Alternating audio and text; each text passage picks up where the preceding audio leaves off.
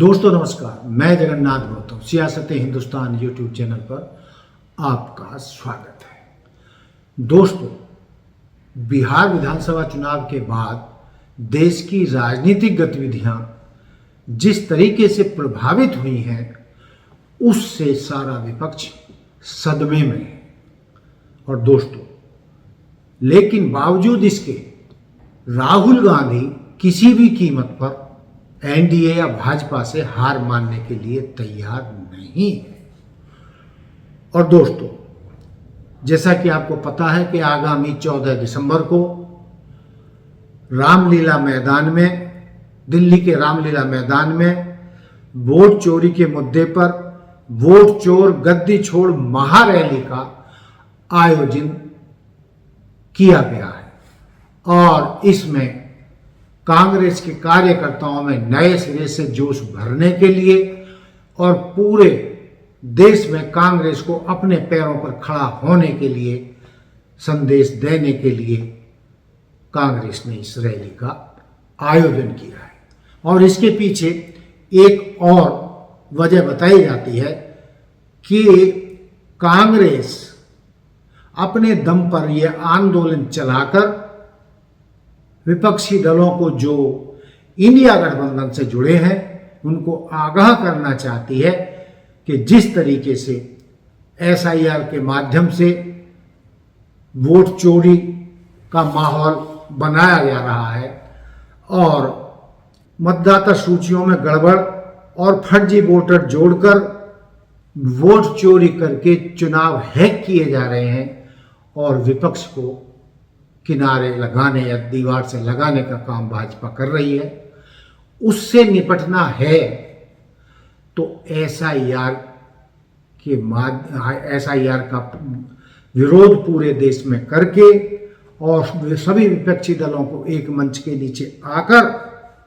इसका विरोध करना होगा। क्योंकि जिस तरीके से वोट चोरी का ये सिलसिला चुनाव आयोग के माध्यम से और सिस्टम को हैक करके शुरू कर दिया गया है, उस लिहाज से तो भाजपा कभी भी सत्ता से बाहर नहीं होगी। इलेक्शन कमीशन ने कोई खास तैयारी नहीं की और जहां बीएलओ को ट्रेनिंग मिलनी चाहिए थी, बीएलओ को ट्रेनिंग भी नहीं मिली और फिर बीएलओ पे दबाव बनाया जा रहा है। अब बीएलओ खुद परेशान है, बीएलओ बड़े पैमाने पे परेशान है कि करें क्या। ट्रेनिंग नहीं होना, उनका पूरी तैयारी से नहीं काम करना और उनपे अब क्योंकि दबाव बन गया है, दबाव बनाया जा रहा है और जैसे जैसे टाइम कम बचेगा तो दबाव और बढ़ेगा। क्योंकि जब आप डेटा दिखाते हैं इलेक्शन कमीशन तो 99.48% आप डिस्ट्रीब्यूट कर चुके हो फॉर्म। लेकिन दोस्तों, जो अब माहौल बन रहा है, हालांकि बिहार चुनाव के बाद थोड़ा सा माहौल विपक्ष का गड़बड़ाया है, लेकिन दोस्तों जैसा कि मैंने कहा कि राहुल गांधी कतई हार मानने के लिए तैयार नहीं है। और कुछ बुद्धिजीवी और राजनीतिक विशेषज्ञ तो यहां तक मान रहे हैं कि जिस तरीके से राहुल गांधी आक्रामक तरीके से राजनीति कर रहे हैं, वोट चोरी का मुद्दा उठा रहे हैं और जो एसआईआर है उसका विरोध कर रहे हैं कि किस तरीके से मतदाता सूचियों में गड़बड़ी और फर्जी वोट जोड़कर चुनाव जीतने का फर्जी काम किया जा रहा है, हम इसे नहीं होने देंगे। और दोस्तों, यदि दिल्ली की महारैली से ये संदेश पूरे देश में चला गया तो राजनीतिक विशेषज्ञों का मानना है कि दोस्तों 2029 के लोकसभा चुनावों तक विपक्ष इतना मजबूत हो जाएगा, इंडिया गठबंधन इतना मजबूत हो जाएगा और कांग्रेस खुद अपने दम पर इतनी मजबूत हो जाएगी कि वो नए सिरे से सर्वाइव करके अपने लोकसभा सीटों को डबल या उससे ज्यादा भी करने की स्थिति में पहुंच जाएगी। लेकिन दोस्तों, कुछ लोग तो ये भी भविष्यवाणी कर रहे हैं कि जिस तरीके से नीतीश कुमार को बिहार में घेरा जा रहा है और उनको सीएम तो बना दिया गया, लेकिन गृह मंत्रालय उनसे छीन लिया गया और विधानसभा अध्यक्ष भी उनको नहीं देने की कवायद चल रही है। यदि ऐसा हो गया तो कहा जा रहा है कि नीतीश कुमार असहज हो चुके हैं और वो बहुत दिनों तक भाजपा के साथ या एनडीए के साथ नहीं चल पाएंगे। और कई जानकार मान रहे हैं कि आने वाले उत्तर प्रदेश चुनावों तक दोस्तों ये गठबंधन चलेगा और उसके बाद अमित शाह जी नीतीश कुमार को बाहर का रास्ता दिखाकर अपना भाजपा का सीएम बनाने में कामयाब हो जाएंगे। इसमें किसी को दो राय नहीं लगती हैं। तो सीएम बनने के बावजूद भी नीतीश कुमार बहुत असहज स्थिति में है। दोस्तों, राहुल गांधी जिस रास्ते पर चल चुके हैं उसमें सभी विपक्षी दलों को उनका साथ देना मजबूरी हो जाएगा, क्योंकि आपको मैं बता दूं कि ये अभियान 2029 तक चल रहा है और 2026 से 27 से लेके 29 तक बिहार, दिल्ली, असम, केरल, तमिलनाडु, पश्चिमी बंगाल, पांडुचेरी और इसके अलावा दिल्ली, बिहार, असम, केरल, तमिलनाडु, पश्चिमी बंगाल, पांडुचेरी, गोवा, मणिपुर, पंजाब, उत्तर प्रदेश, गुजरात, हिमाचल, छत्तीसगढ़, मध्य प्रदेश, राजस्थान, तेलंगाना, कर्नाटक, मेघालय, नागालैंड, मिजोरम, त्रिपुरा, आंध्र प्रदेश, उड़ीसा, अरुणाचल प्रदेश, सिक्किम, जम्मू कश्मीर, हरियाणा, महाराष्ट्र, झारखंड 2029 चुनावों तक इन सभी राज्यों के विधानसभा चुनाव फिर आ जाएंगे। हालांकि 2029 में लोकसभा चुनाव के बाद भी कुछ राज्यों के चुनाव होने हैं, लेकिन मैक्सिमम चुनाव राज्यों के 2029 के लोकसभा चुनाव से पहले हो चुके होंगे।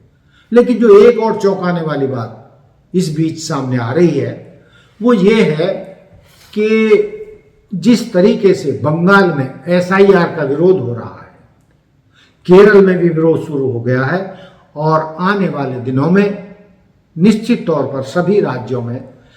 एसआईआर का और वोट चोरी का मुद्दा गरमाने वाला है और इन राज्यों की जनता सड़कों पर उतरने वाली है। कई लोग तो ये भी मान के चल रहे हैं कि हो सकता है, ये ऐसी भी संभावना है कि 2029 से पहले ही इंडिया गठबंधन का प्रधानमंत्री बन सकता है और जिसमें राहुल गांधी पहले नंबर पर बताए जा रहे हैं, क्योंकि लोकप्रियता के मामले में और वो नेता प्रतिपक्ष होने के चलते वो देश में प्रधानमंत्री पद के सबसे बड़े प्रबल दावेदार के रूप में उभर कर आ रहे हैं नरेंद्र मोदी जी के बाद। और दोस्तों, नरेंद्र मोदी जी तो लगातार उनका जो लोकप्रियता है नीचे जा रही है, राहुल गांधी की लोकप्रियता ऊपर जा रही है। ये कई सर्वे और ओपिनियन पोल में साबित हो चुका है। अब सवाल ये पैदा होता है कि पिछले लोकसभा चुनाव जो 2024 में हुए थे उसमें विपक्षी दल यानी इंडिया गठबंधन ने भाजपा को घुटनों पर ला दिया और उसे बहुमत से दूर रखा। दोस्तों, 543 के लोकसभा सीटों में 543 लोकसभा सीटों में बहुमत के लिए 272 सीटें चाहिए, लेकिन इंडिया गठबंधन ने भाजपा को 240 सीटों पर ही रोक दिया और इंडिया गठबंधन खुद 234 सीटों तक पहुंच गया। अब जो राजनीतिक आंकड़े ला रहे हैं वो कह रहे हैं कि इंडिया गठबंधन को 38 सीट मात्र चाहिए 272 का आंकड़ा पार करने के लिए। वर्तमान में एनडीए के पास 293 सीटें हैं और यदि बिहार में मामला गड़बड़ होता है, नीतीश कुमार को सताया जाता है और नायडू की भी अपेक्षाएं पूरी नहीं की जाती, उनकी इच्छाएं भी केंद्र सरकार या मोदी सरकार पूरा करने में असमर्थ रहती है, तो टीडीपी की 16 और जेडीयू के 12 एमपी एनडीए सरकार से अपना समर्थन वापस ले सकते हैं। यदि इन दो दलों ने ऐसा किया तो उनके पीछे कुछ और भी छोटे मोटे दल इंडिया गठबंधन के साथ आ जाएंगे और दो दलों के 28 सीट 293 से घटा दें तो 265 सीट ही बचती हैं, यानी कि एनडीए बहुमत खो देगा और बहुमत के साथ ही उसे सत्ता से भी हाथ धोना पड़ेगा। कहने का तात्पर्य यह है कि यदि इंडिया गठबंधन एकजुट हो जाए और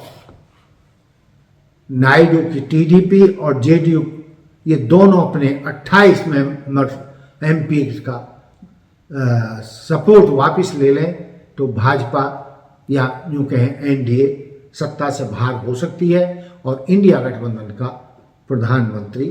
बन सकता है। तो दोस्तों, कहने का तात्पर्य यह है कि असंभव कुछ भी नहीं है। जिस चमत्कारिक तरीके से 2014 में नरेंद्र मोदी देश के प्रधानमंत्री बने,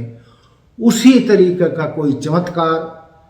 राष्ट्रीय आंदोलन में बदल जाए, वोट चोरी का मुद्दा और एसआईआर का मुद्दा और फर्जी वोट बढ़ाने या घटाने का मुद्दा,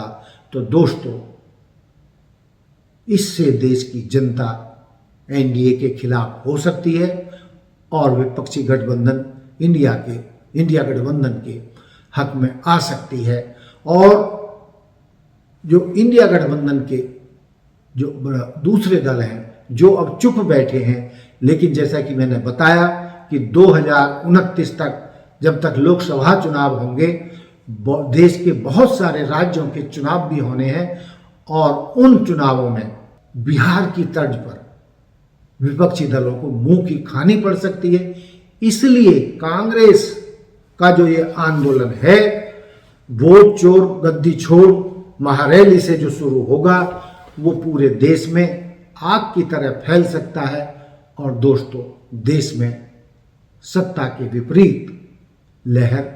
चल सकती है, जिसके फलस्वरूप इंडिया गठबंधन सत्ता में लौट सकता है। लेकिन उसके लिए उनको एकजुट होकर रखना होगा। लेकिन दोस्तों, जैसा कि मैंने बताया कि इंडिया गठबंधन को सत्ता में आने के लिए मात्र 32 एमपी और बढ़ाने हैं, जबकि ये काम अकेले कांग्रेस भी कर सकती है, क्योंकि 2024 के लोकसभा चुनावों में उसने अपने सांसदों की संख्या लगभग दोगुनी कर ली थी। तो ये भी हो सकता है कि यदि पूरे राष्ट्र में कांग्रेस ने इस आंदोलन को धार दे दी और जनता को ये मुद्दा समझाने में कांग्रेस और राहुल गांधी सफल रहे, तो कांग्रेस के भी 150-200 एमपी आ सकते हैं और उन हालात में विपक्षी दलों को कांग्रेस के साथ आना और सहयोग करना जरूरी हो जाएगा। तो उस तरीके से दोस्तों 2029 में राहुल गांधी देश के प्रधानमंत्री बन सकते हैं और विपक्षी दलों का गठबंधन इंडिया गठबंधन सत्ता में लौट सकता है। लेकिन ये दोस्तों, ये कोई आसान काम नहीं है, मैं इसको स्वीकार करता हूं, लेकिन असंभव भी कुछ नहीं है, क्योंकि आज के तेजी से दौड़ती दुनिया में किसी भी पार्टी के लिए 15 साल सत्ता में रहना बहुत बड़ी बात है और इतने सालों में सत्ता के विरोध के बहुत सारे कारण बन जाते हैं और सत्ताधारी दल का जो पसंद है वो नापसंद में बदलते हुए देर नहीं लगती। तो दोस्तों, यदि 29 तक एनडीए का शासन रहा तो तब तक सरकार विरोधी अभियान और उसके विरोध में माहौल बन जाएगा और उसके बदले में इंडिया गठबंधन सत्ता में लौट सकता है। तो दोस्तों ये था मेरा मुद्दा कि किस तरीके से राहुल गांधी की आक्रामक राजनीति के चलते देश में राजनीति का माहौल बदल सकता है और राहुल गांधी पूरे विपक्ष को अपने पीछे चलने के लिए